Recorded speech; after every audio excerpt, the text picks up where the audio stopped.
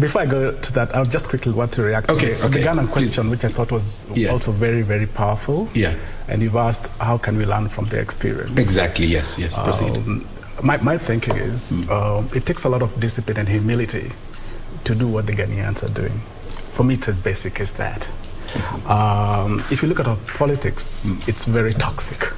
Our politics is very toxic, and it's full of bravado. Now, from that position alone, to build a position of trust where you can be assured of a sustained continuity of peace and cohesion, then that becomes a big, big challenge.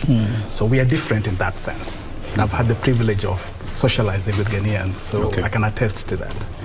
Another question that you also asked that I thought was very powerful was the outgoing president's remarks about what has happened in Supreme Court today. Exactly. And the fundamental question is, how then do you have the same data in two different occasions and still arrive at a different determination?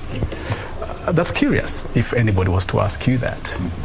But you must recognize that he is the CEO of the country. You must recognize that he's the commander-in-chief of the country. Is there information that he has that is not in the public domain that makes him make those remarks?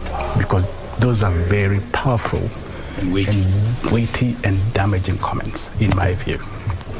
But if I was to wear my academic hat to respond to the same question, and then with humility and tremendous respect, I would say it is not uncommon to have the same scenario and arrive at totally two different determinations on a matter, because it depends on what variables were at play then and the variables that are at play now. And I think both Wakilis have done a very good job of trying to explain how that looks like.